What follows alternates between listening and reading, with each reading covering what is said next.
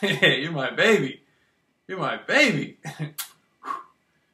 But yeah, for everybody who's having trouble with the concept that I've been coming out with about this gang stalking stuff and my baby, basically what it is the gang stalking program is trying to use the dynamic of the well, she's not a girl, she's a woman, but the gang stalking program is trying to use the dynamic of this young woman's family to keep me from her, and we both want to be with each other, but it's the gang stalking program, and the gang stalking program is moving out of the way.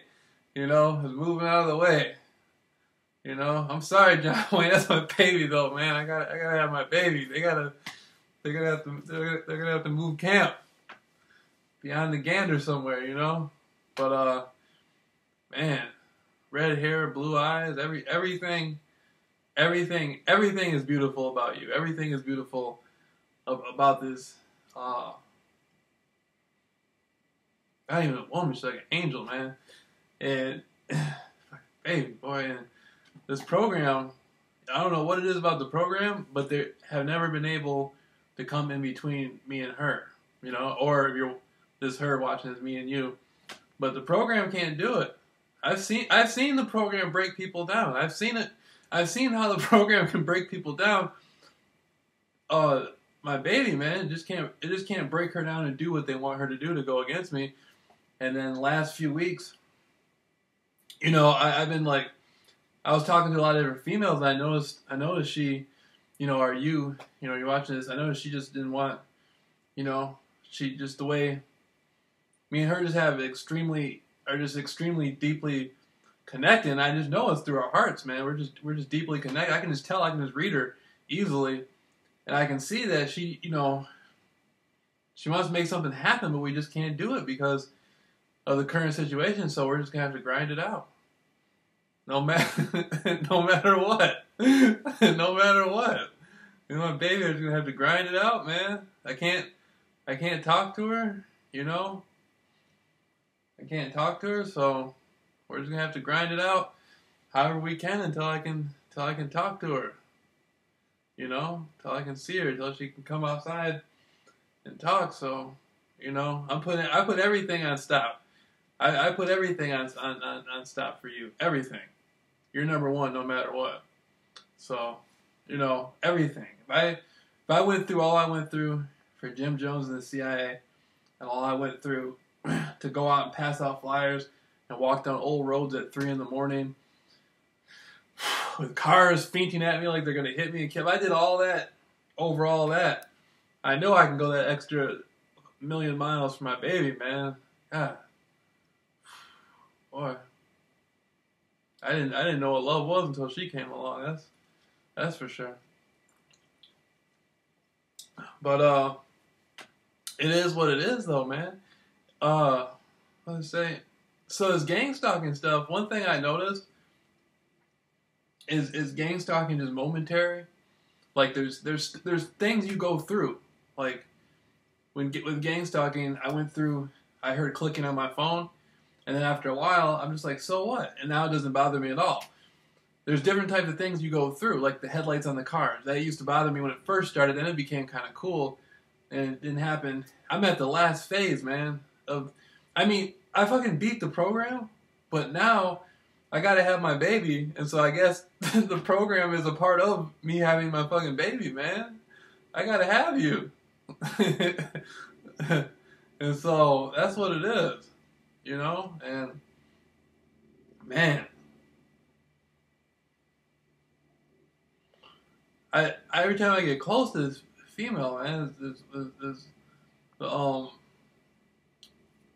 just like, I just feel like I'm going like I'm getting electrocuted or something. Like with her sister too. I looked at her sister's eyes, and her sister kind of reminded me of her. And then, but when I get close to her, she doesn't even have to fucking baby, man. She even has sunglasses on. It's still the same. I gotta have her, man. So this program is nothing compared to what I feel for her, Yeah. And so That's the saying in my mind all day. I say, I love the flower girl. I love that old song.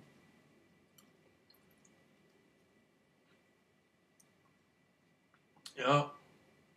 John Wayne's daughter, boy. John Wayne's daughter. Love of my life. And for a lot of people watching this, a lot of people won't know this, but I did an interview. The first interview I ever did. I went to California, and this was I've been in California a lot, but this is back in 2013. See, I took a summer off in 2012. I took the whole summer off. No television, no radio, no nothing. The only electricity I used was a light switch in this very room right here, a light switch. And this was like a pivotal point where I had just came out of years and years of studying. I had already been studying for many, many, many years. And then this was a point where I was just like, you know what? I'm just going to just turn off all the electricity and stuff. I know everything I need to know. I was still studying. I was still reading books. And then when 2013 came, I went to California. And I did an interview with Daryl Anka, who's like probably. I think Daryl Anka is the most famous channeler in the world. He's been channeling for many, many, many years, and he runs at Bashar Communications, where he channels the entity Bashar. A lot of people laugh at stuff like that, but even the government uses psychics and channelers, so you know there's something to it. But I went to him, and he's the nephew of Paul Anka, the famous musician. And there's so many coincidences, man, between me and this girl, my fucking baby, and all that stuff. I didn't know it at the time, but Paul Anka, the famous musician, used to get his hair cut by Jay Sebring. And Jay Sebring was allegedly died, along with all those other people that allegedly died up in the Hollywood Hills from that Manson group. But I didn't know that at the time I did the interview. And I was in the interview asking him questions about that. And I didn't even know it. So there was a lot of twists and turns in my research where things just happened. But anyway, to make a long story short, I was doing the interview, and I was talking about this fucking baby, man. And I said, yeah, a girl with red hair introduced herself to me and all this. And in the interview, I said, you know, what does that mean? They said, you know, you will see. We don't want to spill your beans for you or spoil your surprises for you. And I say, okay. And I go about my business, not knowing that was going to be the most important. In the beginning of the interview, I asked about people watching me and following me. Now, I didn't know anything about gang stalking. I was talking about just monitoring from like, I'm not even sure what I was talking about. I was just talking about I felt like I was being monitored. And I think to some degree, especially in America, we all are. But I said that, and he said they will always, it may be possible that somebody will always keep an eye on you. So the first thing that came up was me being monitored and watched. And that boils down to exactly what's going on right now in my life, gang stalking. And I asked him about the Manson thing, and I didn't ask him about anything about the Jim Jones thing. I wasn't into that at the time. But then I asked him about another guy who I had done some interviews with, who's a major researcher. And at the time, I had termed him as being, you know, a friend of mine. And so that came up in the interview. So there's two major things that came up in the interview already. The gang stalking, which I had no concept of, but I still brought it up. Then another gigantic part of my life, these interviews I had done with the Hollywood circle. Then I bring up about the girl with the red, not necessarily in that order, but it all came out in the interview. And I brought up the girl, my fucking baby, man, the girl with the red hair, you, talking about you. But with the red hair, and she came up in the interview. Now this is all in Los Angeles. This is in Woodland Hills. Okay? So I bring all this stuff up in the interview, and then I come back, and then through 2013, Nothing happened. And then the summer of 2014,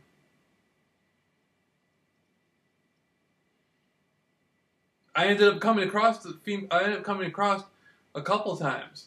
I think when I was out walking, I saw her driving a couple times. Then she was walking down here on the corner, and then I avoided her. I didn't know it was her or not. I don't remember. I think it was her, but whoever it was, I avoided them. And at that time in my life, I had a lot of blocks up, and I was like a lot of walls and stuff, and I had a lot of subconscious things I had not processed through yet. And so when it came to women, it was just like some low key, like fucking, late night booty call type stuff. You know what I mean? Like nothing serious. I wasn't ever serious about. And then anyhow, then 2015 comes, and I go and I do the interviews. Back in the LA area, back in the Hollywood area, and now my whole subject matter really is based around Hollywood. The Hollywood conspiracies, the things that happen in Hollywood where there's conspiracies to them, and then even Jim Jones and the People's Temple had a group in LA, and they were involved in the music business. Jim Jones and the People's Temple had music records and stuff out that came out of they recorded in Hollywood. So everything basically goes back, for some reason, to the Hollywood thing, in which, I had went there many times, not just interviews, just over every year. For a lot of people who don't know, that's a major thing.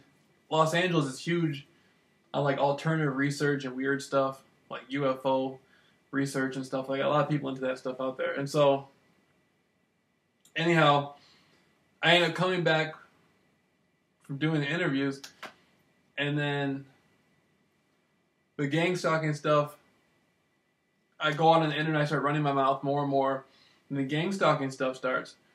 And now it just so happens that at the time it starts, I started talking to a friend of mine in California, another guy I had done an interview with, and I was telling him, we were both talking about women, and he was sharing a story about a woman that he was talking about, a woman that he thought was very beautiful that lived near him. And I was like, oh yeah, I was like, you guys see the one that lives down the street from me. But I said, she got a sister that looks just like her, so sometimes it's hard for me to tell them apart at times. And so, that being said, then the gang stalking program monopolized on that, and then used the dynamic of the family to use my fucking baby against me, man. And so then that happened, and then at the time in the last summer, I was just really tripped out about a lot of stuff.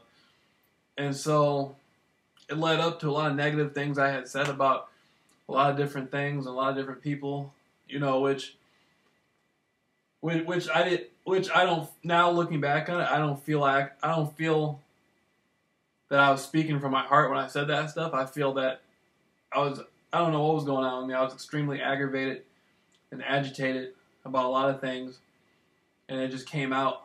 See, the gang stalking program was cutting at me, but I didn't know it. I didn't know what gang stalking was at the time. And anyhow, that happened.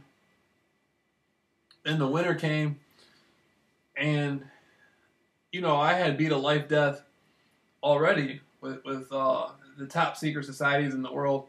Complicated situation, but I made it out by the grace, of God. Got over everything. And then I get into this situation where I'm in my house and I realize I'm being gang stalked heavier and heavier, but I don't know what gang stalking is. I think it's a hit, and so I'm hiding in my mother's house for a month. I gotta beg her to take the trash out, and so, within that dynamic, the thing that made me not afraid to go back out, I was like, man, what the fuck with that girl with the red hair think? I mean, she saw me hiding inside my house, like, fucking afraid of death. And so I ended up going out, and nothing happened. Then I realized I was being gang stalked. And then after I realized I had gotten that power from her to go out, then I saw her out there with her family in the backyard, and then I saw her, and then I realized all the things I had said And I knew she had heard it, and I'm just like, man, Jameel, what did you do? Fuck. You know, like, look at her. Well, why the hell did you do that? And so, then a couple days after that, I saw her. Yeah, I'm talking about you. But I saw her eyes, and then, I don't know, it just cut into me, man. Her eyes just, I've never seen eyes that beautiful before. And so, when, you know, I already knew what her eyes looked like, but then she had looked at me, and then something inside me just tore something off me. It tore a filter off me. That's what it did. She somehow lifted a filter off me, and then after she lifted that filter off me, just a lot of stuff came out. Then I was outside yelling and stuff, and just a lot of negativity and frustration came out in a lot of different ways. And then after that, it was just nothing. After that, it was just nothing but compassion I had felt for fucking baby, boy. And so then I had sent her, but then it was too late. At that point, it was just like so much stuff had happened. I had said all that stuff on the internet. The gang stalking was running high. How could I explain all that after so much had happened? So I was like, man, you got to do something, man. So I sent her some flowers.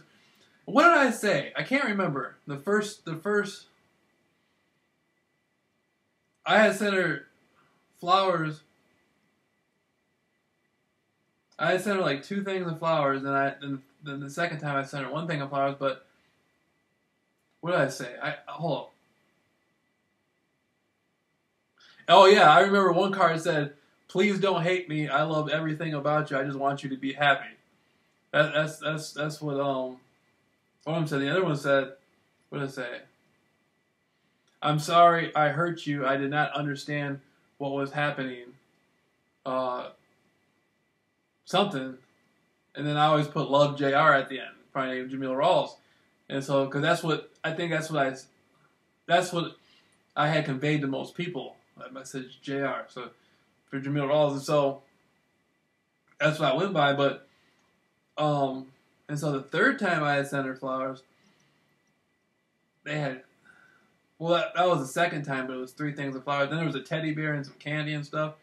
But at this time, the gang stalking program was running so deep, it wasn't really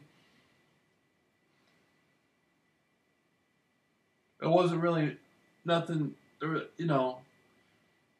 All I wanted her to know was you know, what was going on. But then the gang stalking program started, and then of course the gang stalking program wanted to use her because they saw that I had felt a lot of affection for her. I cared very deeply for her, and so the gang stalking program did that. But the whole time that the gang stalking program is doing that, they've never been able to use her against me as they truly wanted to. The gang stalking program always wanted to use her against me, and for one reason or another, that's my fucking baby, man. And she never really went for it.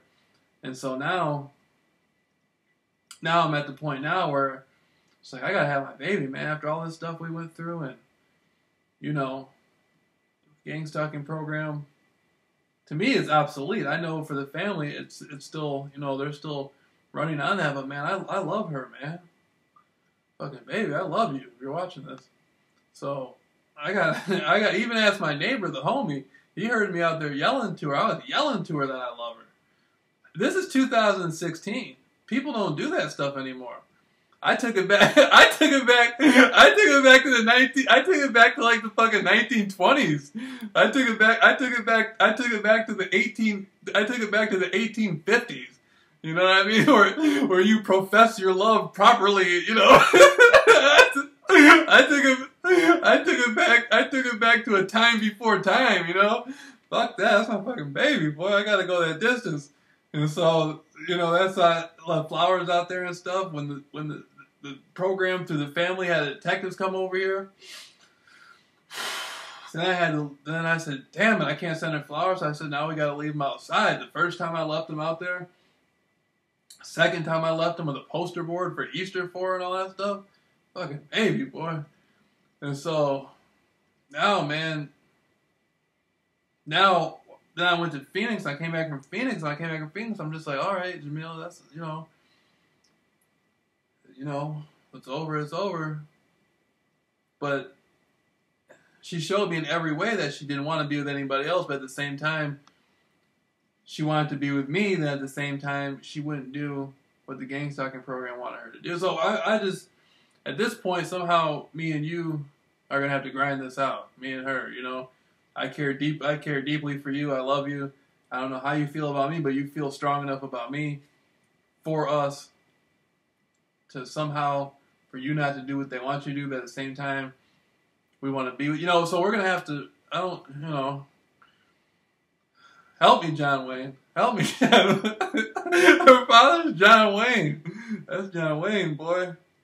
That's the man right there. Hell, whoever can produce a lovely angel like that has to be the man.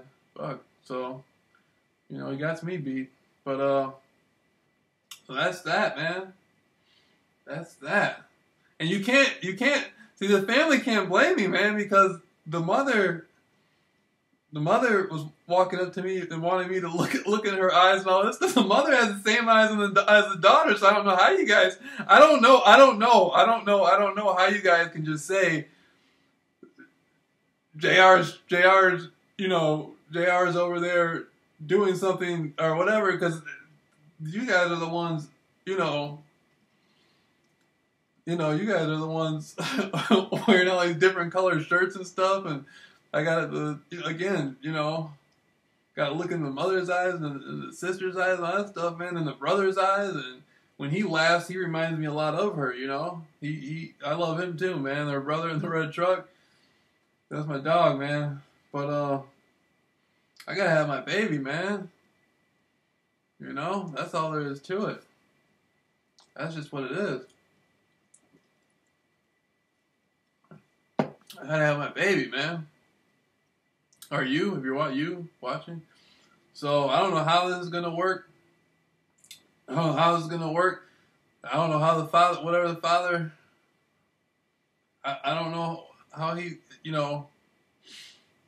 I know he has a lot of reservations about the type of person that I am based on, everything about me and everything, but man, I love your daughter, man. I gotta have my baby, man. Right? I gotta have my baby. So, gang stalking program is gonna have to lay down somewhere, man. We're just gonna,